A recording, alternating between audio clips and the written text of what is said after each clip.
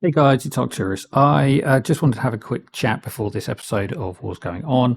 There were some problems with Discord during the recording, and as a result, there is a desync between my audio and Sebastian's audio. Now, I could spend the best part of a week trying to cut that together and make it remove all the things, but I have a full-time job and this is something I do for fun.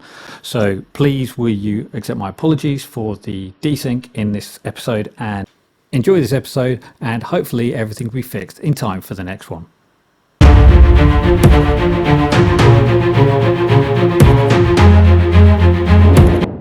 Hello and welcome once again to What's Going On. I'm Arcturus and we are here on the Forerunner server to bring you the latest in what's going on in Watcher of Realms. As ever, this is a community-based podcast, so please do remember to like and subscribe, get involved down in the comments section, share with your guild, hype the video, let as many people know about the series and get people involved, because it really does help grow the channel. Sebastian's here. He's a little bit distracted. He's celebrating Batman Day in the corner here. Yep. And there's no inadvertent promotions going on right now. In case anybody wants to know what I do in the second channel, but it's Batman Day, in case you're curious. Yeah. So we've got a little bit to talk about today. Sort of a couple of weeks. I can give you sort of my opinions of Matrix a couple of weeks in. I can give you my thoughts on the latest patch, which introduces more of the more Malrik maps, and we'll just have a bit of a chat about the state of the game and where things are at the moment. So, first up on the patch notes, which is stunningly short. So we've had an update to Araka where she would apparently behave abnormally when blocking during the ultimate, which, considering once you've got her gear and her artifact, that's pretty much constantly towards later on in the game. So they fixed an issue where she wouldn't work properly. They fixed an issue with Malvira, hoping to improve her survivability. I think this was something which was highlighted during her performance in the Matrix boss, where she would just melt amazingly fast, so she wasn't doing anything. Malrik's Halls of Illusions, there's a new map. We'll show you the map, talk about what we've seen, with the fact we know there are some new bosses coming with that. They've optimized the interface display for Titanic Ruins 1, only in Apocalypse 1 though, for only the first map for some reason, but there you go. And they've made some changes to replays on the PvP feature. So that feature in Arena, where you come in and you look at your results and you can have a look at how your battle has gone. They've made some changes to this. It looks to be loading a bit faster overall, but yeah, ignore the BP. That's the current BP of those units, so still not fixed that element of it. But yeah, overall it looks pretty much the same to me. Can't see any significant differences, can you? No.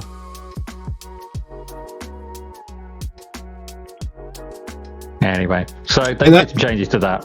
Well, unfortunately, I haven't really tried it out. And so you and I have been, just to give people an idea, you and I have been talked 15 minutes pre-production before we started recording, right? And during those 15 minutes, that's how long it has been taking for my Forerunner account to load up. So number one, either it feels ignored, or this is what we go through every time I want to log in through the Forerunner account. I have to wait a half an hour before the damn thing loads up. But I mean, I don't know if I'm going to have any replays, because unfortunately I have not been playing Arena in this account, and I think I'm in bronze already because of all the knockbacks that happen right throughout the weeks. Yeah. So you don't get hit very often when somebody sees a team like the one that I probably had set, at that level. But So at least in this sense here, it'll just give you an idea of what possibly we went wrong, or how the BP variations are throwing out that 3.5 speed or whatever the other person is doing, right?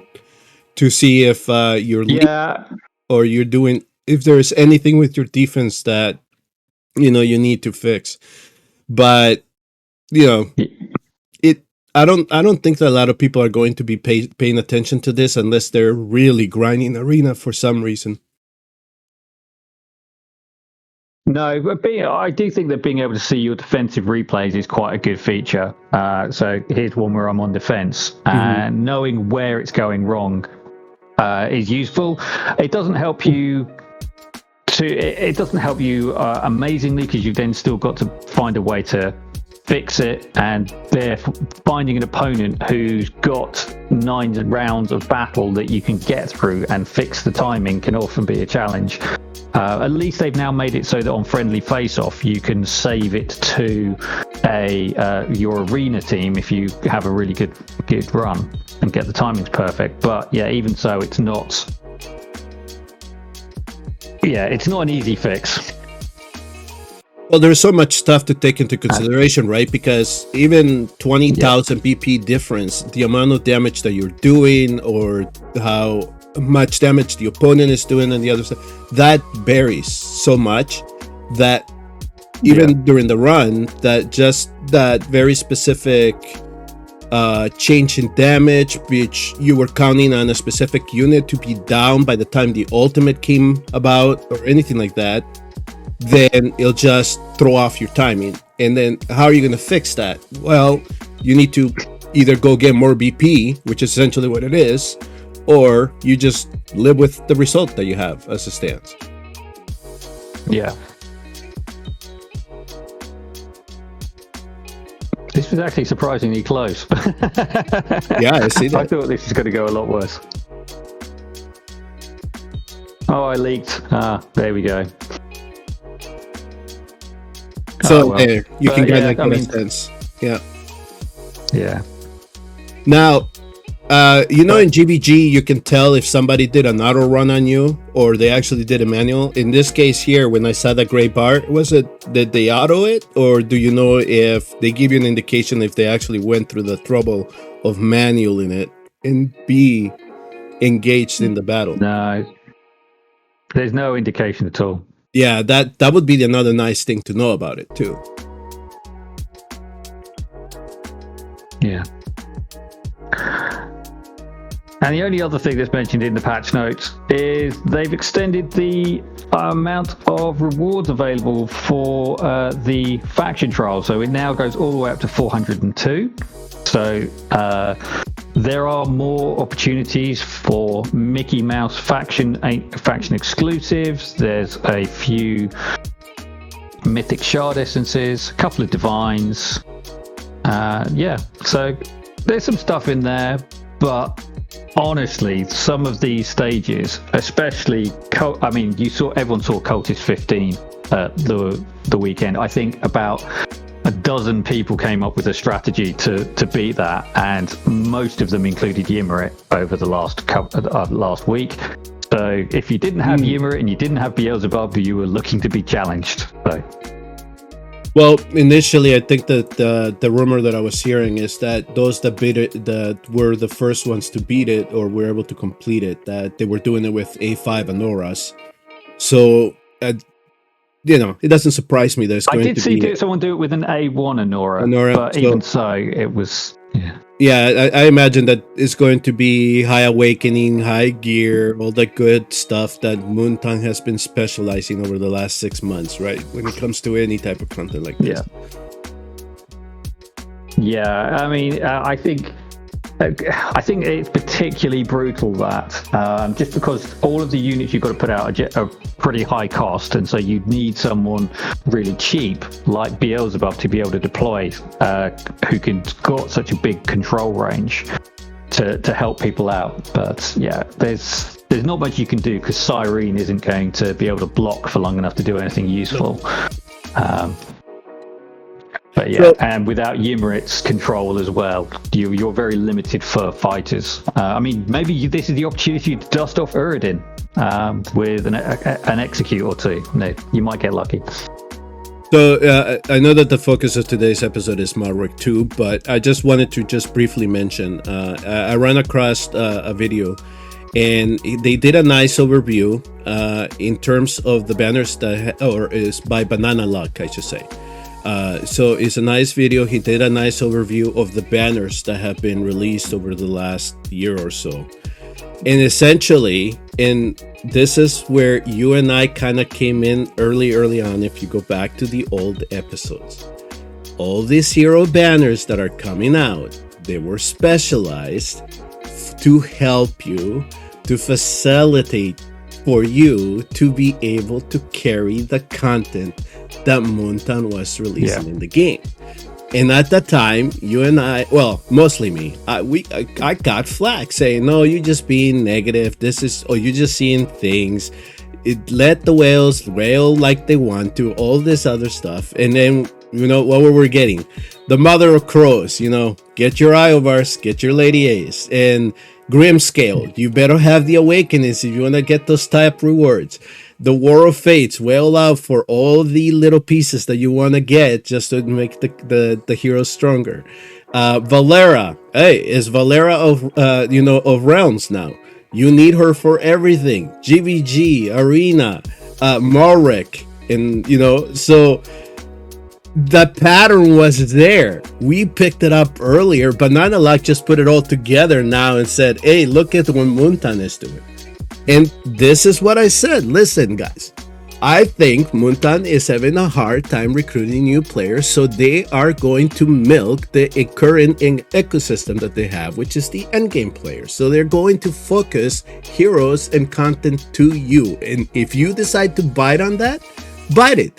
But there are going to be other players that are just going to be left out. All right. And I think in that whole summary, in that little summary that he put together, is like, well, and here's where some of us then have to think about in the content that we produce is, yes, so Eirlys is like, hey, this girl here is the grotesque fiend counter. Are you going to bite? Are you going to be the one that cuffs up the $500 to try to go get her because you want to be competitive in GVG? So people were saying, oh, she's doing great things here and here. She's OP. Go get her. Go milk whatever rare summoning stones you have. And those the bit. But you are encouraging that behavior. So expect it.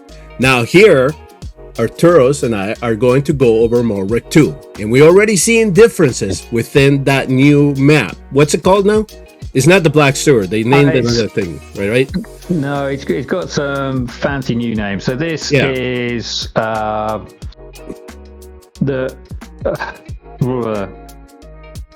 think you have to start Molten Crystal. Yeah, something. It's Heart of the Volcano. The Heart of the Volcano. Yes, sir. So it's in the patch notes too. It's a Heart of the Volcano. Yeah.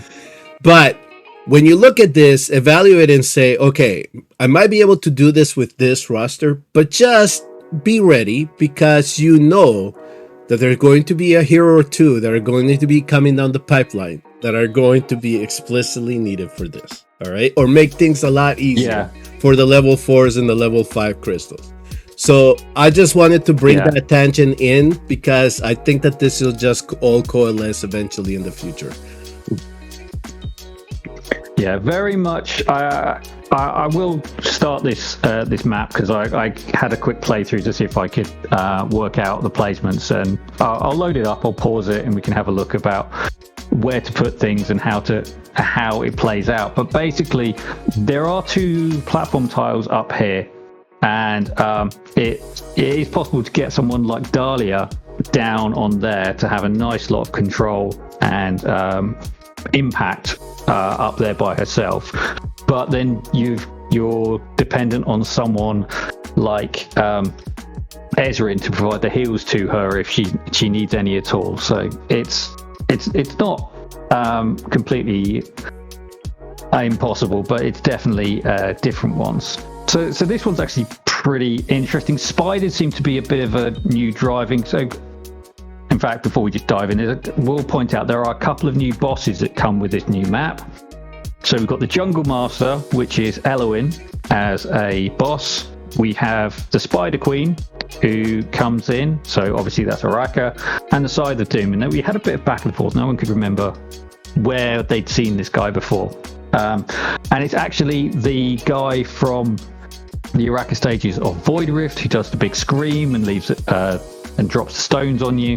It's that big walking spider scorpion thing. So it's that guy. So that could be really irritating in terms of how things pan out. But one thing that's very apparent in these maps is there's very little in the way of ground tiles. And yeah, you have a new splash loading screen. So a nice burning one as opposed to a green one. So first things first, and this is where my map has collapsed. Level 1s and 2s are still going to be auto, right? Yeah, you can still do level 1s and 2s.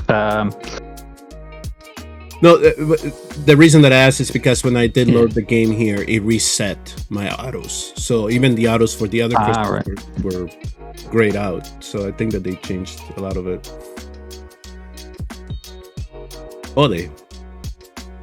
Oh dear, that's gone. All right, abort that. abort. It's all gone wrong.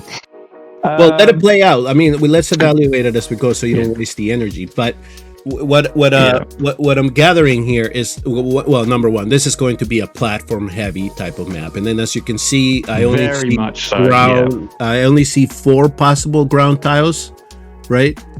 Yeah, that's right. There's 1, 2, 3, 4. They're literally for your defenders.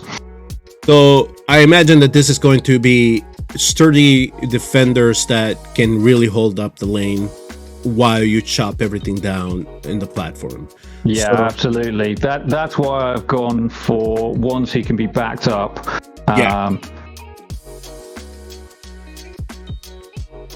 So I imagine the Malvira and Drelin are probably going to have some play here, depending on the type of faction that you bring into the field.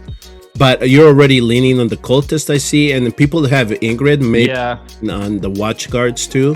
So I think that's probably another way that they're going to go. And again, we do not know what other heroes they're going to be releasing that might be integral for this. So eventually down the line, you know that something's going to pop up.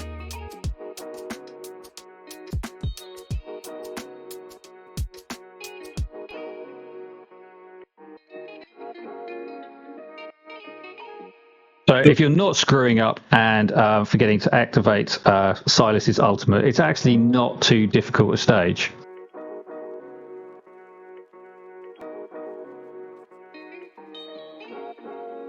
But they have also made that Eloin's Wood Elf now shows up in pink on there when she's in her flower form. So they've made that final, minor change.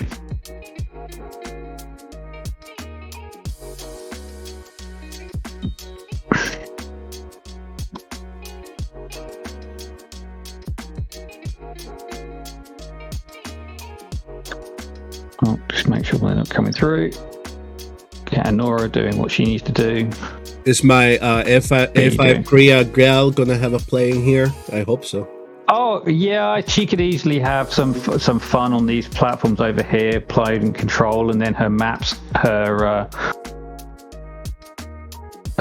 birds flying around the screen causing chaos. So yeah, definitely potential for her. Any chance we can bring A5 Korea into the game? You know, I'm gonna try to do it somehow. Yeah. Oh, here we go. So this is the Jungle Master's come in. Okay. So there she is. But everybody has the same modifiers that we're gonna be used to, right? No block on the what's that boss's name? And then flies, the bombers coming out, the suicides. We're gonna have to contend with all of that stuff, right? It's just different. Yeah, and obviously suicide bombs are going to be really problematic with all these platforms, because anything that goes, especially positioning of these platforms, it's going to be really, really nasty.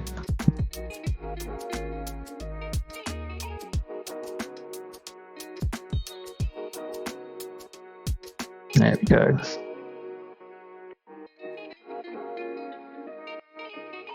But yeah, it's overall, I mean, this is obviously just only a level 2 and only a level 2 purple at that. So it's not the hardest of levels.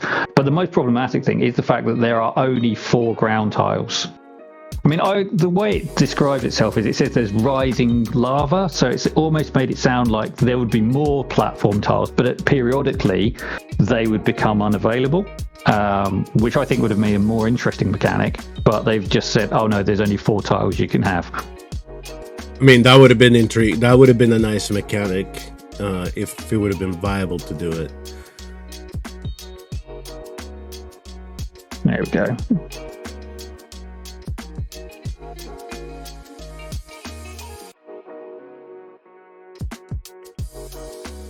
I'm too efficient on this stage. I keep killing them before the enemies are ready for me. So anybody in Dragon Slayers that has tried, like a level 4, they haven't said if there's anything that happens. So at the moment, no one's been able to farm any. So we've only got the 1 to 3s, which are being given to us. I've done a level 3 because that's what was given to us. Mm-hmm. But even then, that wasn't the hardest stage out there.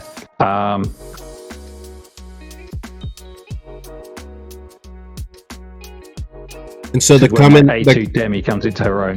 The comment that you made earlier about Beelzebub. That was the faction trial. Sorry, yeah. I was just wondering if Beelzebub was going to be required for this, but I mean, you can. I mean, easily he could be controlling up here. He could be causing all sorts of chaos. So. I mean, it's just standard. It's just like the Black Sewer. It's just the requirement. The hero requirement is going to be different. That's essentially what it is. Yeah. So is this? Do we see this as a pros or a pro or con to this? Right? Because Darkfall Gem. What I'm trying to think of here is that those that are going to be positive about it are going to say, well, if your roster is mostly platform heavy, or you really have those units that you can push level 3s and level 4s with these units, then these are going to be the crystals that you're going to want to specialize in. Now, if you have all the ground tiles, AoE heroes, heavy tanks, then you're going to want to do the Black Sewer mossy crystals. I don't know if absolutely doing this to open, give people the possibility to interact with the content a little bit more, or is there like we've seen over the last 6 months, there is an undercityness here where there will be heroes that are going to be necessary for this, that they're going to release into the game, or are they already here? Because I already see Erlang, Valera pop up immediately, right? Nisa just be like, these are the heroes you're gonna need. So it doesn't surprise me. To be honest, I think some of these were almost pre-populated, considering the way they're on there. Because I'm seeing a lot of ground tiles, given that there are only 4, but I think it's still trying to gather all the data as people start playing the early levels, and then we'll see. Yeah. I haven't seen too many new mechanics. Obviously, Drowsy's there, but there's more spawning of what's this? Frogborn Deadeye. So there are some new flying units which are involved. So they're the big eye monsters from Gear Raid 3. They're present, but uncommon destroyers. They're the big tanky ones with ball and chain. So they're going to be cropping up somewhere. Mm-hmm. AoE damage. So,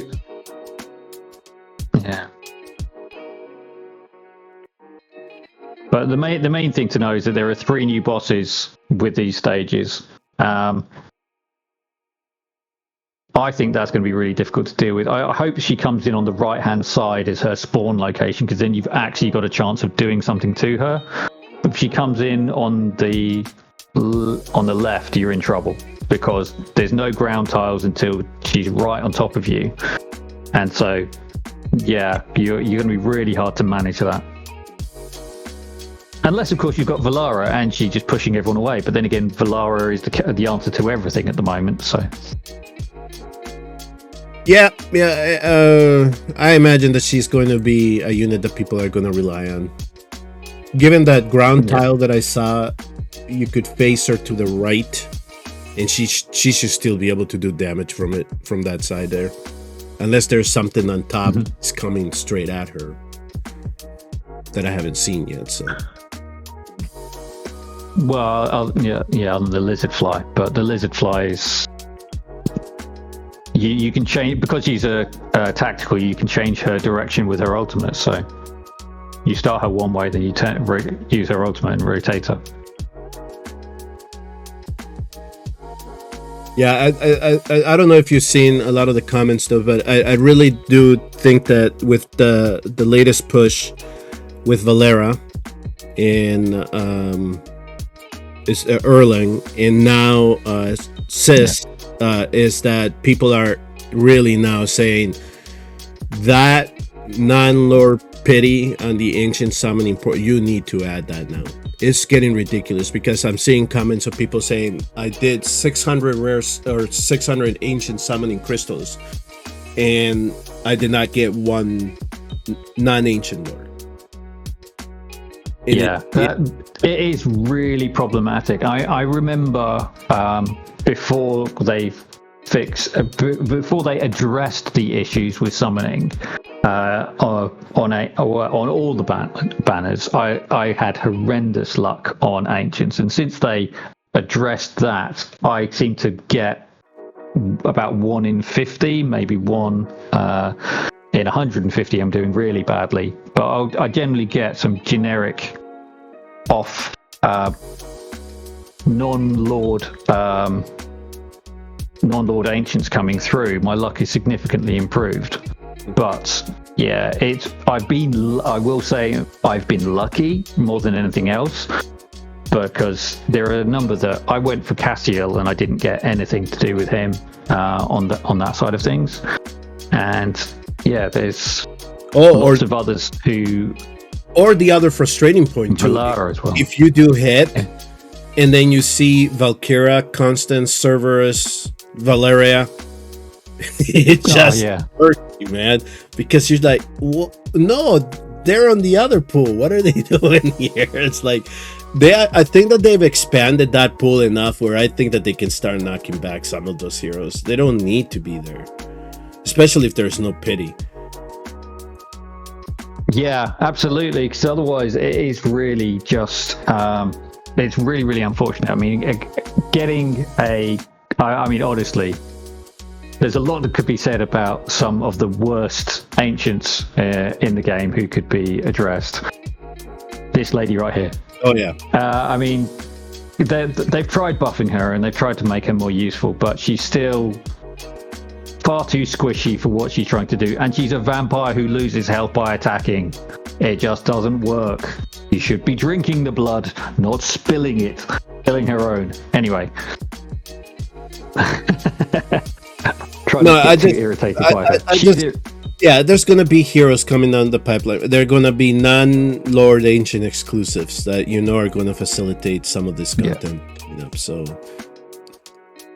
the pattern is there.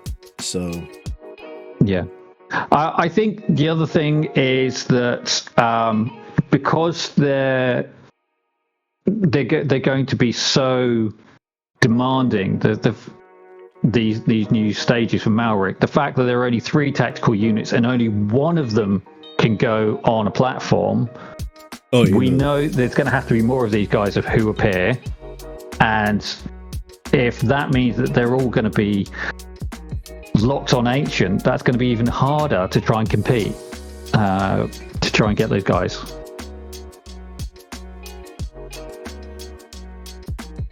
Yeah, I mean, you could speak that to any PvP mode right now, especially with Valera. I mean, Valera is so integral to try to counter the grotesque Finn right now that then they try to do the balance of the Demon Soldier with the new heroes, and then they start throwing on other heroes to counter the new Demon Soldier. And now that people are getting more of the captain units, we can start seeing how impactful Glacius is. So now you have to try to form a counter to him, so you know that something is going to be released in that regard. So maybe somebody that has winter bite immunity or something like that, it's going to come down the pipeline. But yeah, so it's one of those evolutions in the game, and you and I keep teasing each other on private messages about the good old days of War of Embers. But is the evolution of the game as it stands right now, and what direction that they have decided to go into. And I know that it takes a lot of money in terms of marketing, in terms of trying to get your game out there, be in the splash, be in the in the Google Play recommendations and all this stuff, and have an ad or two pop up on YouTube. And at least in my situation, I don't see them often. I don't know if you do, but I don't see them often here in the region of the states that I'm in. So I don't know how much there is really a push to try to bring in new players to complement everything that is being thrown at the in the end game phase. And everything that I'm seeing, it just reeks too much of what I've seen with other games like Awakened Chaos Era and Infinite Magic Raid, Eternal Evolution. It's just all this that once you form a community, now you're going to make the content specific for the community. Not new players coming in, not new or try to encourage the older players that left to come back. It's just try to drive that community that you have and try to see what you can do monetarily with that little population that you have, and just continue to drive it. And in the case of Eternal Evolution, it was always new content, here is the hero that you need. New content, here is the hero that you need.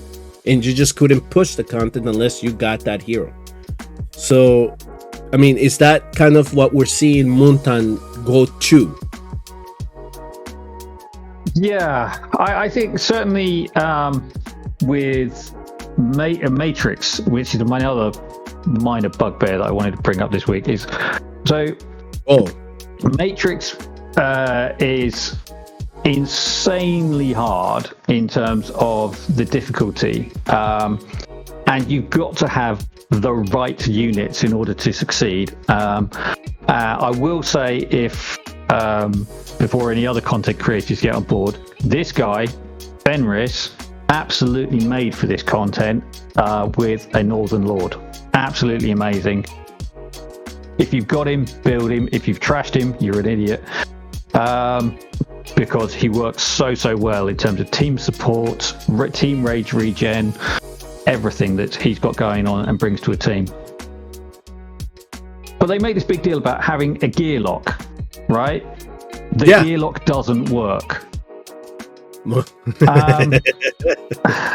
It's an absolute nightmare. So I set my teams up last Sunday night, and I actually got some decent scores in for like week 2 and limited testing. And then midweek, I go to go again, thinking, well, my gear's saved because it told me it saved my gear. I mean, if I come out here, I've got it says I've saved my gear. Gear cannot be changed between the teams. Save. You come in here, you adjust your team, you save your gear. It's all set. And yeah, it's not saved at all. It's complete trash. It's a real nightmare. You've got to say it's another 4 teams where you need to have your gear saved, or at least remember what gear you had on these people. So yeah, and I sets of gear. I think you didn't save the 20 presets then before the 20 gear sets that you use before. Who has 20 spare presets? Yeah, and you got to remind people, he can't just go 10 and 10. No, he has to go gear all 20 to run it again. Yeah. Yeah, absolutely. Because if you change one and hit update gear, Actually, you don't even have to do that. You just have to put the gear on them and then hit auto fight, and it will fight it. But yeah, you need to gear all of your units and make sure you've got no gear conflicts, because otherwise you're screwed. Oh man. So I think you reported this. I think you reported this, and they said we'll look into it, kind of deal. Then. No, I haven't got around to reporting it yet. I've been fighting with customer service on other topics this week, so I've been arguing with them about the fact that they released a patch note saying, yes, we've included the ranges for all of the heroes who have a gear range extension. And then I pointed out 2 heroes that didn't, potentially 3 if you start looking at talents, and they went a bit quiet, and yeah. And then I went for a bit of a deep dive on Torodor, and I will do a video on it because it's really good information, and it'll help a lot of people with how they use him and why he's not working the way that a lot of people think he is working. So yeah, it's a worthwhile video, and I promise I'll get it out. But yeah, where were we before I went off on that tangent? It's fine, man. No, I was just everything right now. I'm trying to keep it to Malrik 2 and how we can envision this playing out. I am hoping that they did this with the first thought that I had in mind, which was if people just really did not have the roster to do 1 or the Black Sewer, right? And they noticed in the analytics that some people may actually have much heavier platform rosters or rosters that are more conducive to doing this with platform units, that they just gave you the players this avenue, saying, okay, if the Black Sewer is giving you so much trouble, hopefully the Volcano can supplement some of that, so you can still at least get some of the resources that you're going to need to augment your gear and your artifacts a little bit more easily, and you're not left behind. Yeah, I think this was the intention from the start. If you look at how the Mossy Fit and the Mossy one is set up, the Mossy Sewer is set up, it's very much a case of this is very, very ground tile focused. And if you were like relying on someone like Ingrid, or you've been building your team around specific platform units, then you can't use it. You've got to use your ground units because you've got 3 platform tiles to make use of in that, so you can't exploit those as you might have done. And I think this is the sort of like that was phase 1, here's phase 2, and it's all going to be platform units. And I think in some stages you're going to be relying on things like eyes control. It's going to be very CC heavy, I think, this map. And then there's going to be that awful level Mossy 4 that you can't destroy because the game won't let you, which is going to have CC resistance on the enemies, and it's going to be an absolute nightmare. But yeah, I think this is going to be much more focused around control. It's going to be focused around AoE damage, pushback, where you can get pushback. It's going to be that sort of game mode where you're just trying to keep things under control so that your AoE platform units can do what they need to do. Yeah, you just mentioned that hopefully still has a place in the game to be played in the end game, because they just destroyed her for GVG, right? So I don't know if you know what I mean by it, but that new... No, I'm not aware. That Slam guy, the new Demon Soldier. Go to the Demon Soldier interface, the GVG specific, the seasonal GVG hero. Oh yeah, this guy, does he run straight through them? Well, let's look at his kit really quick. Now click on the blue one, I think it is.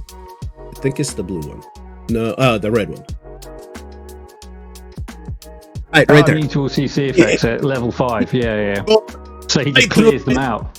It just completely and guess what? You can just send the dogs right behind them, and they all go running out of cars. It's a hilarious thing to see, man. He just completely... And he's also, and he does a pretty big hit on a defender as well. He does about 50% HP slam into someone. It is.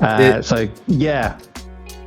Yeah, so if you have the BP to sustain him, he is really easy to use against Lady A teams if you take off the tank. So if you can get your Gross Dex Fiend to take out the tank, that's it. This guy here will clean it up for you. Yeah, I'd seen that as a solution. Once you've got the tank down, you just send this guy through, and he'll crush anything that's behind, and then we'll just run on through. So it's good for getting past any platform units which are laying down heavy fire. It was nice of them to add CC immunity to an epic unit and not one of the new legendary units. So leveling him up wasn't really that hard for those of us that farm a lot in global. Yeah. So he's probably getting a Lord too at some point. He might. I wouldn't doubt. They've said that Bloodspring is the next faction, but that is a faction skill. There is another unit in the game with that same faction skill. There is a Lord coming for these guys. Yeah, so going back to the volcano stage, so I with the crystals, Beelzebub with the putrid flies. Who else am I forgetting here that has in the cultist in esotericist that can provide some well, obviously buffed Zelus. I mean, he's got up to 22 seconds of control now, so that'll be a big period where you can hold something in range so he can take it out. So yeah, and these guys don't have an anti-heal mechanic that we have to worry about. I didn't see any anti-heal stuff, right? So we don't have to worry about that. No, but I mean, obviously, there's the Eloin boss coming through, so she does healing up to 30. She does 30%. One of the skills is she does 30% healing to all units on the battlefield periodically. So, you're going to need some anti-heal mechanics in there as well. Yeah, especially at the higher level. So Zelus could come into play. Yeah, you got it. So, all right. So there is some promise for the old fellow after all. Hey, I used to Gear Road 123. He's was seriously good for that. I actually got curious because in the global server when the update rolled out, and I went to see as to the most recent clears, and like 5 out of the 6 had Silas in it. So I think that for some people, if they were struggling with that stage, when he came into the global server with his new version, is like it was that additional push that people needed to clear it. And I was like, okay, sold. So they did a good job, at least with this kit, in terms of providing support.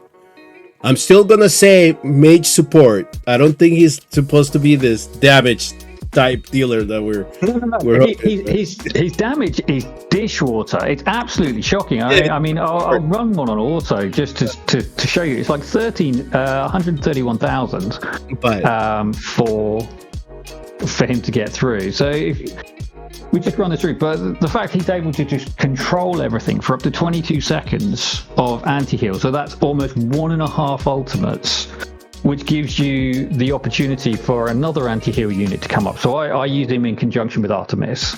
I mean, it's possibly overkill, but it just means that I've got full anti-heal control, and the boss is never able to heal anyone substantially for any period of time.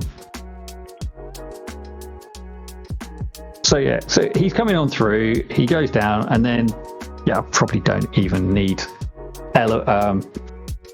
Hollow here. In fact, I should probably go swap her out for Eirlys these days to little healing during his ultimate, right? So that was the big difference before, because before we still saw those periodic heals. They weren't like robust numbers as they used to with the artifact, but now it's just completely eliminated. Completely eliminated, and it just melt, absolutely melt. I mean, yes, this is a pod run, but the point remains that he is able to provide that lockdown to stop the enemies from healing for up to 22 seconds. And then it just means everything else can just completely put the damage on and wear them down. So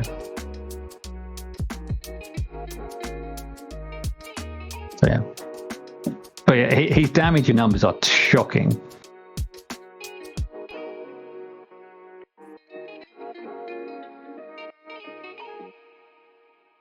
Come on.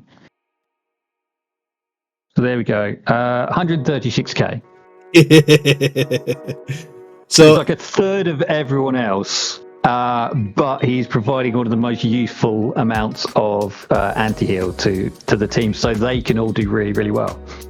No, right. So, I mean, in terms of your timings, it didn't look like you had a lot of trouble. But you know, if people want to make sure that ultimate comes back really quick, you could just put him on a mana spring set and just, you know, regen as much as you can. He can't be mana spring. He has to be to do what he did there. He needs to be in his exclusive gear because it adds 10 seconds to his ultimate. Cataclysm.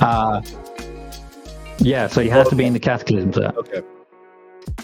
So, and ideally he needs to be A1 because then he's got the extension on his basic attacks, so he gets the overlap, so his stacks don't drop. Okay, so you need his what was his Cataclysm again? So let's go. What was his exclusive? It gave him his exclusive. It adds 10 seconds to his ultimate. Oh, you know what? That washes the mana spring idea then. Yeah, 10 seconds is a lot. Yeah.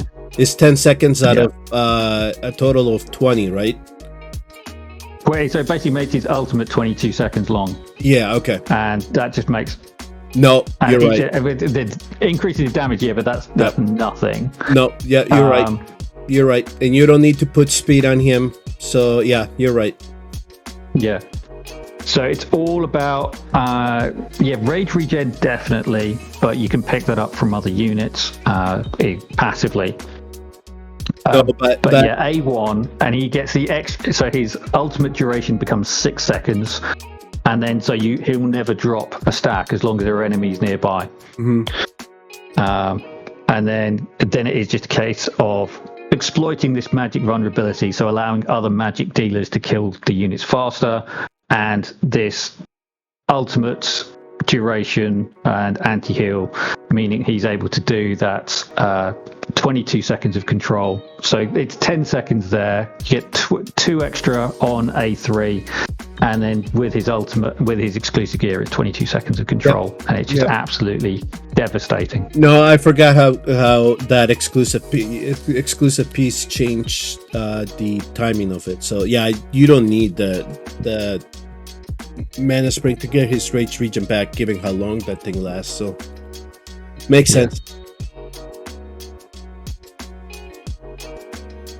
Yeah, but no, absolutely brilliant unit. I just can't be bothered to play with the gearing to do 24, and I can't deal with level 4 mossy stages yet. So there's no incentive for me to push it. But in the volcano stage, I mean, this is a hero you could probably use, right? If you have MA1 with definitely. Cataclysm piece. So Zelus, Plea, Beatrix, Bierna, Morrigan, the cultists are pretty much in play here. The Watchguard, if you have Ingrid, you probably want to use her for that top lane, right? And you mentioned... I mean, they don't have much in the way of AoE magic, but I mean, this guy could be making some fun and games, because there are bits where on the right hand side where I had Anora and Vienna, you will need something with lots of repeat damage coming out, and a fully awakened Cratch could lock that down quite nicely, especially on low strength enemies like spiders. So, and then if I remember, you had all these, so even if you have the uncommon destroyers, but then you had the Templars coming down the lane on the left hand side. So maybe somebody like Kigiri, if you time him correctly, A3 to A5 Kigiri, and try to take as many of those units. If you're struggling with your platforms, maybe he can help there. With Talon, the hardest part is Talon. Maybe. I think the hardest part with Kigiri is the fact that you've got 2 lanes to protect. I mean, so it is going to be all down to ultimate timing to make him excel. Ares would be hard to play in that map. I don't see it. Yeah, very much so. So I mean, obviously he's got his little ticks of damage during his ultimate, which go anywhere on the map, but they're not going to. They'll help, but they won't stop everything. Right. And I saw you use Nisa, right? Was Nisa one of the heroes they had in there, or was it the other one, Erling? No. So I had Anora, Vienna, Demi, Beatrix. Oh, okay. They were my primary DPS units, and then I just had 2 tanks and Silas to deal with the flies. All right. Any other heroes that we might be missing here? I mean, it's hard to say because I've only seen like 4 tiles, 4 of the stages so far. And I did do 1 level 3. I mean, it was a little bit challenging, but that's just because it was a level 3 more than anything else. But and then, it's the same sort of stuff. Cursed cults do well.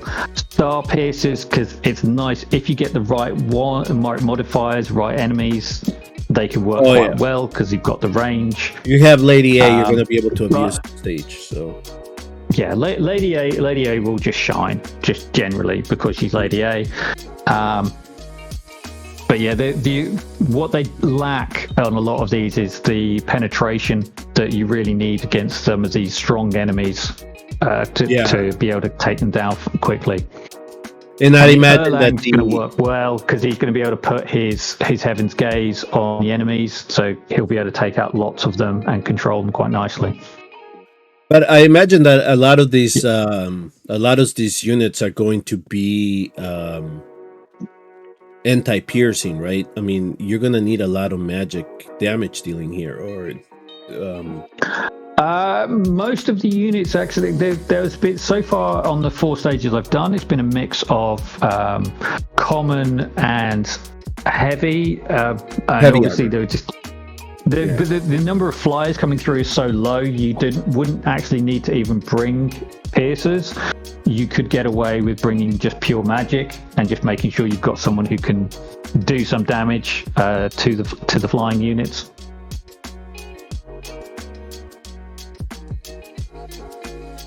So yeah, there are options. I mean, Arbiters, but it's more AoE focused. Chaotix, obviously, Valderon is Valderon and is just generally amazing. But actually, out of those, it's pretty much. Maybe this is Cade's time to shine, actually. I mean, yes, he's an esotericist, but he's not really used as an esotericist. But I think his blessings could be pretty effective on this map. So, especially if you have the units dying and he's able to trigger his big attack of 50 strikes against something, it could turn the tide for you. Well, talking about non-Lord Ancient exclusive heroes that have been ignored, like Giselle, this guy hasn't been ignored long enough too. I think he needs.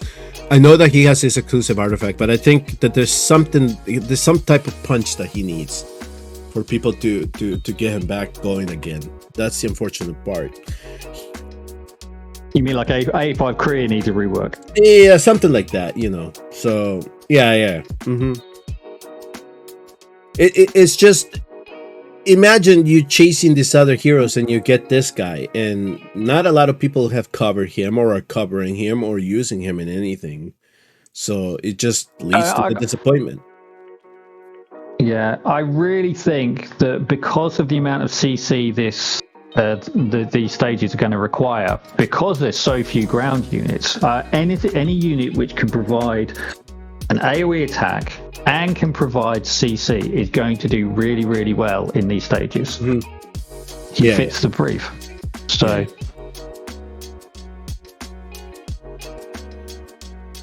yeah. All right. So yeah. At least from the patch note, that's all I see that they did this week, huh? Nothing really.